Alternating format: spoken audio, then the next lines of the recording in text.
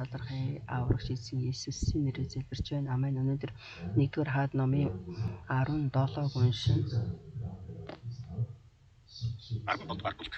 Елия дан болохыг зөвнөв. Гилеадд төр суугчдын нэг Тишби хүн Елия нахад. Миний хүчтэй Израилийн бурхан эзэн амьд. Намайг тушаахаас нааш энд хэдэн жилийн турш орооч буург шууд бүгд гэв. Эзний үг Елия дэрч. Эндээс явж зүүн зүг рүү эргэхтэн. Йордан голын зүүн талд орших хэрэг барихны хөвөнд нуугдан амьд. Голын уснаас би хэрэнүүдэд чамайг тэмдэглэж тушаа. гэж айлчлаа.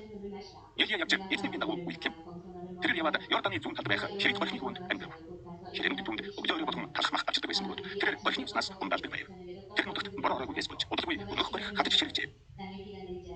Зарифатын нэг билсэн эхнэр. Тэгэхэд эзний үг түндэрч. Босч Сидон харьяалагддаг Зарифат руу явж тэнд байв. Тэнд чамайг гэж хийгээд нэг билсэн эмэгтэйд би тушаасан гэв. Елия даруй босон Зарифат руу явлаа. Тэр хотын үдгүүрээр тартал. Нэг билсэн эмэгтэй мод түнд байлаа. Елия тэр эмэгтэйг дуудаад. Надад уус варм хийж авчиж өгөөч гэж гуйв. Тэр эмэгтэй усаж хаар явах гэж байхад Елия түүнийг дуудав. Надад зүсэн талх авчиж өгөөч гэж хэлв. Харин тэр эмэгтэй хариу. Таны бурхан эзэн амьд. Надад самдах атгахгүй бол домбондох жаахан тоснос өөр юу ч үгүй. Багтун би нэртэй хаж. Өөртөө болон хүүтэй хоол хийхээр одоо түлхэж үгүй. Дараа нь бид өгөх байх таа. Тэгэхэд Елия эмэгтэйд. Үгүй. Явж хэлснээр хий. Харин байгаа юмасаа ихэд надад жижигхэн бин хийгээд надад очир. Үүний дараа өөртөө болон хүүтэй идэх юм хийхтэн. Учир нь эзэн энэ газрын гадаргад дахин бороо буулгаж өгөх хөдөлгөөн самдахгүй ч дуусахгүй. Тостой домч хооллохгүй гэж Израилийн бурхан эзэн айлцъя гэв. Тэр эмэгтэй явж Елиягийн үгээр үйлцсэн бөгөөд тэр эмэгтэй Елия болон эмэгтэй гэрийнхэн олон үгийн туршид хоол ундтай байв. Елия гардамжин эзний айлцсан юм. Самдахгүй ч домбон дотор тусч дууссангүй. Елия бэлсэн ихтрийн хүүг амьлуулв. Ийм байтал гэрийн эцгийн хүү өвдөж. Түүний өвчин хүндэрсээр эцтэй хүү амьсгалхураа. Тэр эмэгтэй Елияд. Бурхан минь танд намайг буруудах юм юу вэ? Та хилэнцгийг сануулж хүүг минь хүртэх гэж ирээ гэв. Елия түүнд. Надад хүүг өгөөч гэв. Тэр эмэгтэй тэрээс хүүг аваад өөрийн амьдарч байсан дэд давхрын өрөөнд үүрнэж орон дээрээ хэвтүүлжээ. Тэр эзний дууд. Миний бурхан эзэн. Миний будсан байгаа энэ гэрийн бэлсэн ихтэй хүмүүний хүүг төрөж та түүнд байцгаа юм гэж асуув. Тэгээд тэр хүмүүний дээрээс гурамтаа алдлан хэмтээд эзний дууд. Миний бурхан эзэн. Энэ хүмүүний амийг буцаан өгөөч гэж би танаас гуйж байна гэв. Эзэн Елиягийн дуу сонсож хүмүүний амийг буцан ирж тэр амилжээ. Елия хүүг аваад дээд рүүнээс дуулан гэртэн оруулж эхнэр өгөв. Елия гараж хөвгүн чинь амьд бай гэв. Тэгэхэд эмэгтэй Елияд. Одоо би таныг бурханы хүн гэдгийг мэдэж таны амд буй эзний үг болохыг ойлгосоо гэж хэлжээ. 여인이 엘리야에게 이르되 내가 이제야 당신은 하나님의 사람이시오 당신의 이름은 여호와의 말씀이 진실한 줄 아노라 하니라.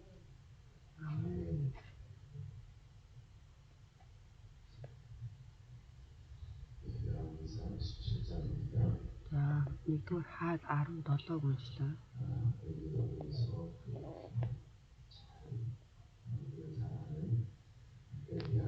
Бидний сайн мэддэг Елия иш үзүүлэгчийн дээр гарч байна. Елия иш үзүүлэгчийг бурхан Израилийн ард түмэнд илгээсэн иш үзүүлэгч байгаа. Израилийн улс гэхэд бол хойд Израилийг хэлж байна. Юда гэж хэлэхэд өмнөд Израилийг хэлж байна. Елиягийн хувьд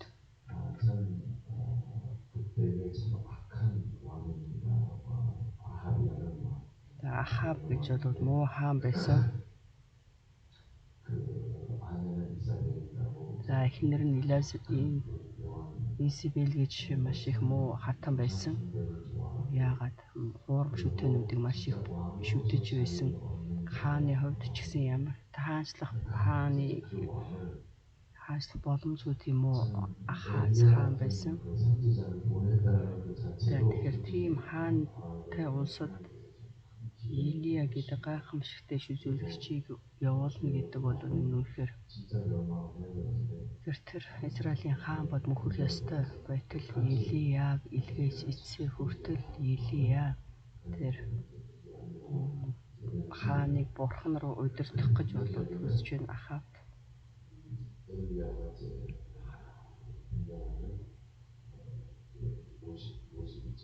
Энэ дээр Елиягийн дүрх гарч байна. Энийг харах юм бол 3 жилийн туршид бороо буу оргоё.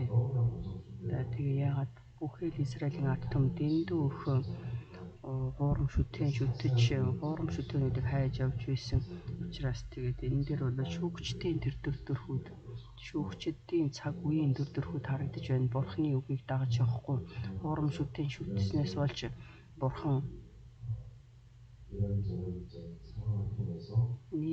маш олон шалтгаанаар дамжуулаад Израилийн ард түмэн Бурханы өмнө дахиж ирэхээр Бурхан удирдах байна. Тэдний нэг нь 3 жилийн туршид бороо оруулахгүйгээр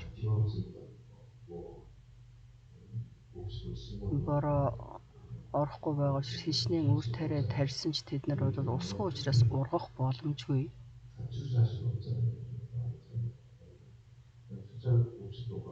Ургас тарих боломжгүй, ургас сураа авах боломжгүй. Тэгээ энд бол маш олон хүмүүс бол хэцүү амьдарч байна шүү дээ. Идэх уух юм байхгүй. За тэгээд Бурханы хувьд бол Илияд би чамд туслана. За тэгээд үгийг харах юм бол эхлээд бол Илияг хэрээгээр дамжуулж хооллсон. Хэрээнүүдээр дамжуулаад за тэгээ 9-ийг харах юм бол босч Сидонд харьяалагдаг Зарпат руу яв. Тэндээ бай. Тэнд чамайг тэжээхийг нэгэн бэлэвсэн эмэгтэйд би тушаасан гэж хэлсэн. Тэгэхээр энэ бэлэвсэн эмэгтэйгээр дамжуулаад Илияг Бурхан бол тэжээж байна шүү дээ. Тэгэхээр би энэ үгийг унших болгондоо миний хувьд байнгын асуулт байсан. Би энийг анх удаа уншихдаа энд бол сайн асуулт байсан энэ үгийг унших болгонд. За энийг ингээд бүгдийг уншихад Бурхан тэр бэлэвсэн эмэгтэйд бол үгүй шүү дээ. Тусна хэлсэн зүйл байхгүй. Ямар нэгэн зүүдээр юм уу? Би Илияг чам руу илгээе. Чи Илияг бол сайн хүндэлж хоолдоор гэсэн үгийг бол Бурхан тэр бэлэвсэн эмэгтэйд хэлээгүй. Тэр бэлэвсэн эмэгтэй Илия бэлэвсэн эмэгтэйтэй уулзахад тэр бэлэвсэн эмэгтэйн хувьд юу ч байхгүй байсан учраас сүүлчийнхээ тэр домбон тогтоос гурлыг зурч хүүтэйгээ холдоод үхий гэсэн тийм зүрх сэтгэлтэйгээр мод түүж байхад Илиятай уулзсан. Тэгэхээр тэр бэлэвсэн эмэгтэйн хувьд бол чам руу Илияг илгээнэ гэсэн тийм өгч байхгүй байсан үе. Харин Бурханы хэлсэн үгийг та бүгд сайн хараарай. Би тэр бэлэвсэн эмэгтэйд тушаасан гэвэ. Гэтэл энэ дээр бол тийм бэлэвсэн эмэгтэйд тушаасан үг байхгүй. Тэнд чамайг тэжээхийг нэгэн бэлэвсэн эмэгтэйд би тушаасан гэв. Тэгэхээр энэ үгийг бид нар харахтаа мэдэх ёстой зүйл гэж байна. Маш олон хүмүүс Бурхан өөрөө зүүдэн дээрээд за тэгээд би чамайг дуудлаа, дуулууртай бай. Тэгээ хэн нэгэн хүнийг чам руу илгээж чи ингэж хийгээрэй. Чи тэгэхэд дуулууртай байгаарай. Дуулууртай байж бэлтгэлтэй байгаарай гэж заавал Бурханы дууг сонсч байж аль эсвэл зүүдэнд юм уу Бурхан бодвол надад өөрийгөө илчлэхэд Бурхан надад ийм боломжийг өгсөн гэж бодож хардаг. Тийм зүйл байхгүй байх юм бол Бурхан надад ямар нэгэн тийм мэдлэгийн үг юм уу зүүдээр ямар нэг өөрийгөө илчлээгүй гэж хүмүүс бодож байдаг. Гэтэл энэ дээр харах юм бол энэ үгийг харах юм бол Бурхан маш тодорхой би тэр эмэгтэйд бэлэвсэн эмэгтэйд тушаасан гэж хэлсэн. Энэ юу гэсэн утгатай үгүй би тушаасан гэв. Тэгэхээр тэр чамайг тэжээ гэдгийг бэлэвсэн эмэгтэйд тушаасан гэж хэлж байна. Гэтэл Бурханы хувьд бол тэр бэлэвсэн эмэгтэйд тушаасан үг байхгүй. Харин Илияд үгүй өгсөн. Тэгэхээр энийг бид нар ямар үндэслээс энэ үгийг харж унших вэ гэхээр Илияг тэр бэлэвсэн эмэгтэй рүү илгээнэ гэдэг мэн Бурханы зүрх сэтгэл бол тэр бэлэвсэн эмэгтэйд тушаасантай адилхан тэр боломжийг өгнө гэдэг мэн тэр бэлэвсэн эмэгтэйд тушааж дуулууртай бай гэж хэлсэнтэй адилхан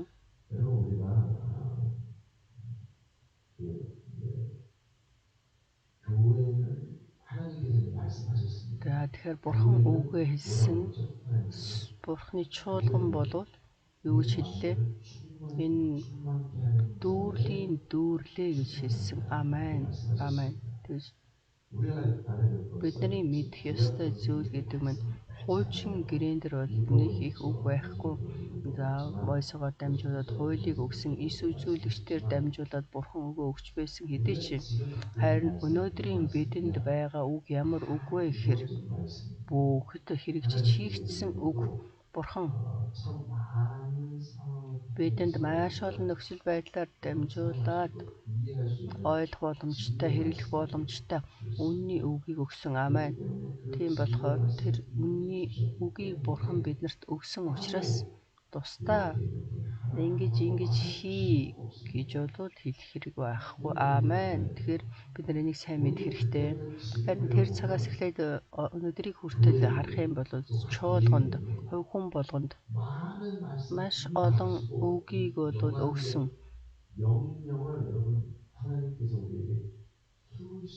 Бурхан бидэнд хэдэн мянган удаа бол хэлсэн.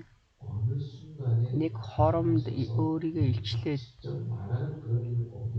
биднэрт хэлсэн тийм үг бол байхгүй. Харин Бурханы өнцгөөс харах юм бол аль хэзээний Бурхан намайг дуудаж, илгээж, босгож, тушааж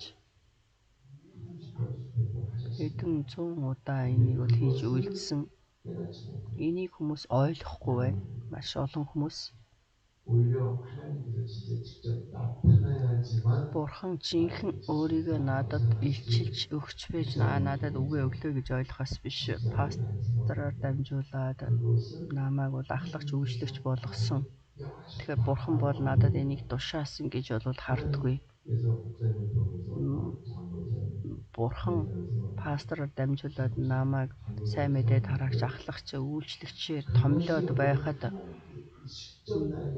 Бурхан энийг бол надад шууд тушаасантай яг адилхан. Тэгэхээр энийг бол бид нар ингэж мэдрэх хэрэгтэй, энийг харах хэрэгтэй, ойлгох хэрэгтэй, үгээр дамжуулаад. Тэгэхээр энэ үгийг харах юм бол энэ бэлэвсэн эмэгтэй Бурхантай ямар ч харилцаагүй эмэгтэй байсан. Харин Елияд хэлэхдээ би ингэж бэлдсэн гэдэг маань Илияг тэр бэлэвсэн эмэгтэйрөө илгээж байгаа тэр байдал гэдэг маань Бурханы тушаал бөгөөд Бурхан бол бэлдсэн. Тэгэхээр бид нар энийг харах хэрэгтэй. Тэгэхээр энэ сүм чуулган бий босгосон шалтгаан нь энэ сүм чуулганд ирсэн тэр нөхцөл байдал гэдэг маань юу вэ? Бурхан бидэнд тушаасан учраас, Бурхан бидэнд бэлдсэн учраас, энэ боломжийг өгсөн учраас. Тэгэхээр энийг бид нар харах хэрэгтэй, ойлгох хэрэгтэй. Энэ боломжийг бид нар алдаж болохгүй. Амен. Надад бол үгээ өгсөн удаа байхгүй дээ. Энэ бол асуудал. За Бурхан бидэнд үгээ өгч байж гэж өөрийгөө илчилж гэж бодоод байдаг. Тэгтэл бид нар шинэ гэрээг бид нар дэлгээд унших юм бол Бурхан бидэнд хэдэн сая мянга төм удаа Бурхан үгээ өгсөн. Хүмүүс энийг ойлгохгүй байгаа учраас, ухаарахгүй байгаа учраас Бурханыг үгүйсгэж бөхөөж бид нар залхуурч тэрийг харахгүй байгаагаас биш. Тэр хэмжээгээр Бурхан биднийг дуудсан гэдгийг бол бид мэдэхгүй байна. Бурхан хувь хүн болгонд үгээр дуулгаж байж би очино гэх биш. За энд бол магтаал байна. Эзэн үгээ өгөх юм бол би дагаад явна гэсэн үг байна. Би өөрт нь энэ магтаалыг та бүгдэд бас ярьж байсан. Тэгэхээр би тэр магтаалыг дуулж байгаад би тэр магтаалыг дуулах байсан яагаад? Эзэн үгээ аль хэзээний биднэрт өгчөөд байхад хүмүүс дуулууртаа дагаж явахгүй байна. За тэгээд тэр магтаалыг дуулж байгаа хүн эзэн үгээ өгөх юм бол би дагаад гэд магтаад байдаг. Тэгтэл эзэн бидэнд хичнээн их үгээ өглөө. Бурхан биднийг босгосон, бидэнд боломжийг өгсөн. Тэр бүхий л боломж, тэр бүхий л пасторын үгээр дамжуулаад өнөөдрийг хүртэл номлын үгээр дамжуулаад намайг дуудаж, намайг эцэс төгсгөлгүй дуудаад надад тушаасан гэдгийг би өөрөө сайн ойлгохгүй байгаа. Учираас тэгэхээр энэ бэлэвсэн эмэгтэйгийн хувьд ойлгож байна. Тэр өөрөө окей. Тийм ээ, бид нар бол хамт идээд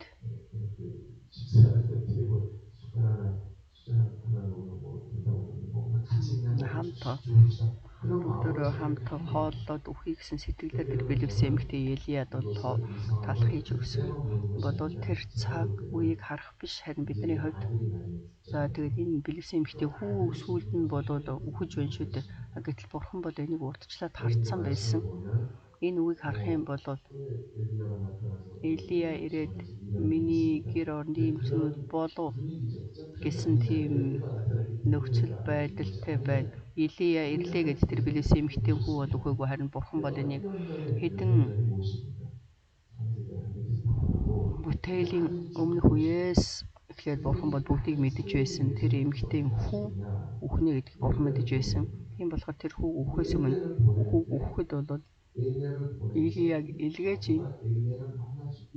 бэлэвсэн эмэгтэйг Елиятай уулзахаар бурхан бол бүх тэр нөхцөл байдлыг бүрдүүлж байна. Елияг тэжээхээс гадна Елияг болоод хаач явсан бурхан хэрэгээр хүртэл тэжээж байгаа бурхан учраас гэтэл бол Елиягийн хувьд энэ бэлэвсэн эмэгтэйтэй уулзах шалтгаантай биш. Хамгийн гол чухал нь юу вэ гэхээр түүний хүүг аврахын тулд Елия бэлэвсэн эмэгтэйд бол илгээж байна. Тэгэхээр энэ бурханы төлөвлөгөө зориг гэж байна. Тэгэхээр тэр бэлэвсэн эмэгтийн хувьд энэ болгоныг хүлээн авч байна. Тэгэхээр сүм чуулган дотор бий болж байгаа нөхцөл байдлуудыг бид нэр эргээд та бүгд бодоод үзээрэй. Энийг бол та бүгд анхааран бодох хэрэгтэй. За энэ зунаас эхлээд бид нар 3 хоног 4 өдрийн кемпинг тэр энийг яшигтай ингэж хардаг хүмүүс байдаг. Тэгэхээр би энд хэдийд очисноор хэд хоног ажиллаж хийж чадахгүй гэж боддог хүмүүс байдаг. Гэтэл тэр ажил тэр хийдийг үйлчлэхэд хэрвээ үйлчлэх юм бол бурхан надад энэ боломжийг өгч амьдрах замч байж болно. Тэгэхээр тэр өдөр би цагч байхгүй яаж явна гэж бодох хэрэг байхгүй. Харин тэрнээс ч илүү алсыг харах хэрэгтэй. Бурхан энэ нөхцөл байдлаар дамжуулаад бурхан бол ганц зүйлийг хийдэг бурхан биш. 2 3 ажлуудыг бол давхар хийдэг бурханы хүсэл байна. Тэгэхээр энд бол би оролцож байна. Дараа нь энийг харах юм бол бурхан намайг дуудсан байна. Надад тушаасан байна гэдгийг бол мэднэ. Тэгэхээр бид нар тэгж харах хэрэгтэй. Амен. Бид нар сүм чуулган маш олон ажлууд цаашдаа байх болно. Тэгэхээр энэ ажлуудыг хүний ажлаар харж болохгүй. Тэгэхээр энэ дээр Елияг харах юм бол Христэд итгэдэг хүмүүсийг хайж очих ёстой байтал байхгүй хүмүүс рүү хайж очиж байхгүй зүйлийг хүртэл өгөөч гэж хэлж байна шүү дээ. Тэгэхээр тэр нөхцөл байдлыг харах юм бол эзний үйлчлэгчийн хувьд бол тэгж болохгүй. Гэхдээ энэ бол бурхны хүсэл байсан. Эцсээ хүртэл бурхан түүнийг дуудсан. Бурхан бол гайхамшигтайгаар Елиягаар дамжуулж ажиллаж байна. 3 жилийн туршид бусад хүмүүс маш их хэцүү өсөглөнгийн байдалтай амьдарч байхад харин тэр бэлэвсэн эмэгтэй 3 жилийн туршид бодвол бурхан үнэхээр тэжээж хоололж удирдах байсан шиг бурхан мөн бидэнд тушааж байна. Одоо ч гэсэн тушааж байна. Энийг бид нар бол сайн мэдэж үзэж ойлгох хэрэгтэй. Аамен. Тийм болохоор сүм чуулган гэдэг маань ямар нөхцөл байдалд бурханы төлөвлөгөө гэж байна. Бурханы тушаал байна гэж бид нар харах хэрэгтэй. Аамен. Харж чадахгүй байх юм бол миний хувьд маш харамсалтай, хохиролтой. Ямар ч нөхцөл байдлаар бурханы хүсэл, бурханы тушаал гэж харж энэ жил нэггүй итгэлийн амьдралаар эзэнд итгэлийн амьдралаа харуулахыг хүсэж байна. Тэгээд бид нар энийг эргэж харахтаа сүүлд нь ийм гайхамшигтай ажлууд байсан юм байна. Бурхан бодоод энийг бодоод надад зориулсан бэлдсэн юм байна гэсэн гайхамшигтай гэрчлэлүүд их байхыг хүсэж байна. Бүгдээрээ хамт эзний заасан зайлуулыг тунхаглая. Тэнгэрт байгаа бидний эцэг минь таны нэр ариунаар дурсагдж таны хаанчлал ирэх болтугай. Хүсэлтэн тэнгэрчгийн газар дээр биелэгдэх болтугай. Өдөр тутам юмд алахыг энэ өдөр бидэндээ өгөөч. Бид өөрсдөө уучлсны адил бидний өрийг уушлаач, биднийг сорилтонд бүү оруулаач. Чинь хаанчлал хүч чадал алдарсан тань. Амен. Өнөөдөр ч гэсэн пастор